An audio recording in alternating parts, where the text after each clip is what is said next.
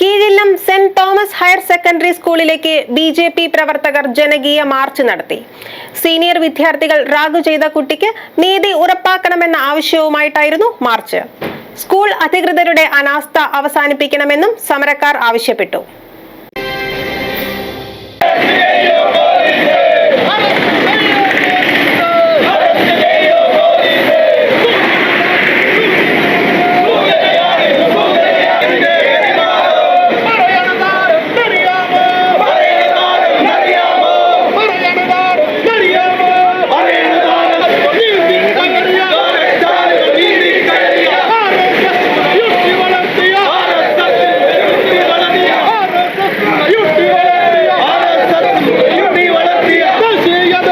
Senior വിദ്യാർത്ഥികളാൽ rag ചെയ്യപ്പെട്ട Dion ജോജോയ്ക്ക് നീതി ഉറപ്പാക്കുക, കീഴിലും saint Thomas higher secondary school അധികൃതരുടെ അനാസ്ഥ അവസാനിപ്പിക്കുക തുടങ്ങിയ മുദ്രാവാക്യങ്ങളുമായി ബിജെപി പ്രവർത്തകർ ജനകീയ മാർച്ച് നടത്തി.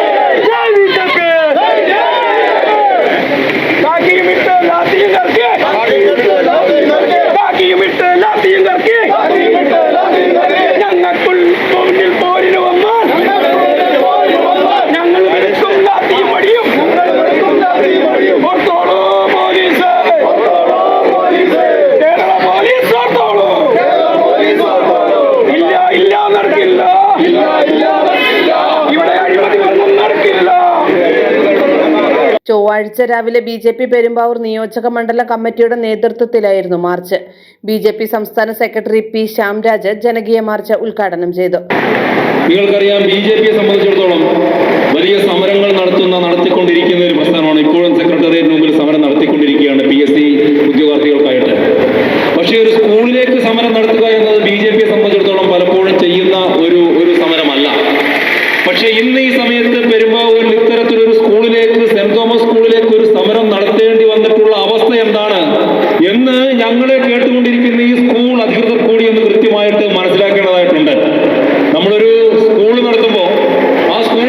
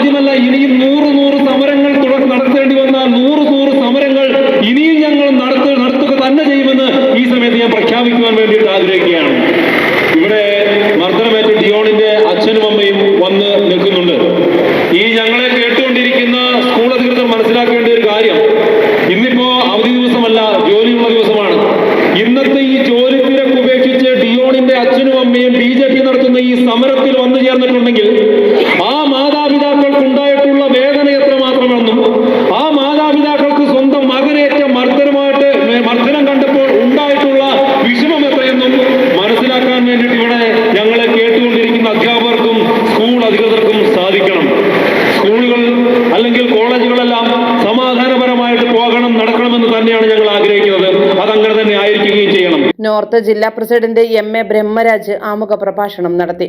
കുറുപ്പമ്പടി മണ്ഡലം പ്രസിഡന്റ് രാകേഷ് PR അധ്യക്ഷത വഹിച്ചു.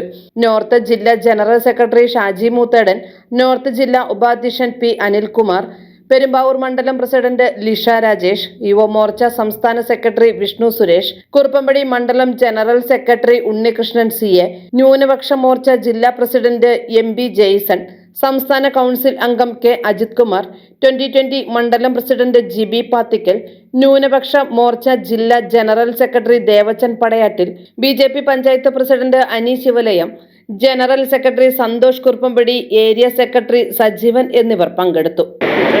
ഈ ഇതുപോലുള്ള ധർണ ഈ സ്കൂളിൽ സംഘടിപ്പിക്കേണ്ടി വന്നതിന്റെ സാഹചര്യം ഇവിടെ എല്ലാവർക്കും അറിയാവുന്നതാണ്. കഴിഞ്ഞ 12 ദിവസമായി സ്കൂളിൽ ഒരു വിദ്യാർത്ഥിയെ, 17 വയസ്സുള്ള ഡിയോട് എന്ന വിദ്യാർത്ഥിയെ റാഗ് ചെയ്യുകയല്ല ചെയ്തത്, വളരെ മൃഗീയമായി മർദ്ദിക്കുകയാണ് ചെയ്തത്. സാധാരണ കോളേജുകളിലും സ്കൂളുകളിലൊക്കെ ചെറിയ റാഗിംഗ് ഒക്കെ സീനിയർ വിദ്യാർത്ഥികൾ, പുതിയ കുട്ടികൾ വരുമ്പോൾ സ്വാഭാവികമാണ്. ഇത് റാഗിംഗ് എന്ന് പറയാൻ സാധിക്കില്ല. വാഷ്റൂമിൽ കൊണ്ടുപോയി 17 വയസ്സുള്ള ഡിയോൺ എന്ന് പറയുന്ന ഒരു കുട്ടിയെ അതിമൃഗീയമായി 12 ദിവസം കഴിഞ്ഞിട്ടും ആ കുട്ടിയുടെ മാനസിക നില തിരിച്ചു കിട്ടിയിട്ടില്ല, ശാരീരികാവസ്ഥ പൂർണ്ണമായി തിരിച്ചു കിട്ടിയില്ല. അത് റാഗിംഗ് എന്ന് പറയാൻ സാധിക്കുമോ? അപ്പോൾ ധാർമ്മികമായ സംരക്ഷണം കൊടുക്കേണ്ട സ്കൂൾ അധികൃതർ അതിൽ നിന്ന് വഴിഞ്ഞു മാറുകയാണ്. നിയമപരമായ സംരക്ഷണം കൊടുക്കേണ്ട പോലീസ് ഉദ്യോഗസ്ഥര് സാങ്കേതിക കാരണങ്ങളാൽ സ്കൂൾ അധികൃതർ സഹകരിക്കുന്നില്ല. ഞങ്ങൾ അവരോട് ചോദിച്ചിട്ടുണ്ട്, അവർ ഞങ്ങൾക്ക് തരുന്നില്ല. ഇങ്ങനെ തൊടുന്യായം പറഞ്ഞ് ഒരു വിദ്യാർത്ഥിയെ, ഇത് വിദ്യാർത്ഥി റാഗിങ്ങല്ല, 18 വയസ്സ് കഴിഞ്ഞ കുട്ടികൾ ഇതിനകത്ത് ഈ മർദ്ദിച്ച പ്രതികളിലുണ്ട്. അപ്പൊ എങ്ങനെയാണ് ചെറിയ കേസാവുന്നത്? ആ പോലീസ് അതിന്റെ ഗൗരവത്തിൽ കേസെടുക്കാൻ പോലും തയ്യാറാവുന്നില്ല. ഈ സ്കൂൾ എന്ന് പറഞ്ഞാൽ ഇതിന്റെ മതിൽ പൊളിഞ്ഞു കിടക്കണം ഗ്രൗണ്ടിലേക്ക്. അതിലെ ഇവിടെ കഞ്ചാവും മയക്കുമരുന്നും വരുന്നുണ്ട്. ഓപ്പറേഷൻ തൂഫാൻ എന്നും പറഞ്ഞുകൊണ്ട് ആഭ്യന്തരമന്ത്രി ഫോട്ടോഷൂട്ട് നടത്തി പായുകയാണ്. കേരളം മുഴുവൻ ഫോട്ടോഷൂട്ട് നടത്തുന്നു. പെരുമ്പാവൂർ വന്ന് ബംഗാളികളെ വിളിച്ചിട്ട് ഗീർവാണ പ്രസംഗം നടത്തുകയാണ്. ആർക്കാ ഇത് കൊണ്ടുപോകും? എത്രയോ ടൺ കണക്കിന് വരുന്നുണ്ട് ഇവിടെ മയക്കുമരുന്നും. ഫോട്ടോഷൂട്ട് നടത്താൻ വേണ്ടി മാത്രം ചില പോലീസ് ഉദ്യോഗസ്ഥന്മാരും ആഭ്യന്തരമന്ത്രി കേരളത്തിൽ അങ്ങോളം നടക്കുന്നത് ഞാനും നിങ്ങളും കാണുകയാണ്. എവിടെയാണ് ഇതിന് കുറവുള്ളത്? എന്തുകൊണ്ട് ഇത് കുറയുന്നില്ല? എവിടുന്നാണ് വരുന്നത് കൃത്യമായിട്ട് പോലീസ് ഉദ്യോഗസ്ഥർക്ക് അറിയാം. അതൊന്നും പിടിക്കാതെ ഏതെങ്കിലും ഫോട്ടോഷൂട്ട് നടത്തി ഇപ്പോൾ അങ്ങനെ സായുജ്യമടയുകയാണ് ആഭ്യന്തരമന്ത്രി പോലീസ് തലപ്പത്തുള്ളവരും. എൻ്റെ മകൻ ഡിയോൺ ജോജയ്ക്കാണ് സ്കൂളിൽ വെച്ച് ഇങ്ങനെ ഒരു ദുരന്തം ഉണ്ടായത്. 30-ാം തീയതി, കഴിഞ്ഞ മാസം 30-ാം തീയതി ഫസ്റ്റ് ഇൻ്റർവെൽ സമയത്ത് സീനിയേഴ്സായിട്ടുള്ള കുട്ടികൾ അവനെ റാഗ് ചെയ്തു. റാഗ് ചെയ്യുന്നതിന് അവന് ഡ്രസ്സ് കഴിക്കാനൊക്കെ പറഞ്ഞ് നിർബന്ധിച്ചപ്പോൾ അവൻ അത് വിസമ്മതിച്ചു. അപ്പം അതിനുശേഷം ലഞ്ച് ബ്രേക്കിന് ഇവൻ ടോയ്ലറ്റിൽ കയറിയ സമയത്ത് സീനിയേഴ്സായിട്ടുള്ള കുട്ടികൾ ഇവൻ കയറിയ സമയത്ത് ഇവനെ ഫോളോ ചെയ്ത് ടോയ്ലറ്റിലേക്ക് അടിച്ചു കയറി ടോയ്ലറ്റ് കുറ്റിയിട്ടിട്ടാണ് ഇവനെ ക്രൂരമായിട്ട് മർദ്ദിച്ചിരിക്കുന്നത്. അവൻ വളരെയധികം വിഷമത്തിലാണ് ഇപ്പോൾ ഉള്ളത്. മാനസികമായിട്ടും ശാരീരികമായിട്ടും വളരെയധികം വേദന അനുഭവിക്കുന്നുണ്ട്. അവന് സ്കൂളിൽ വരാൻ തന്നെ പേടിയാണ്.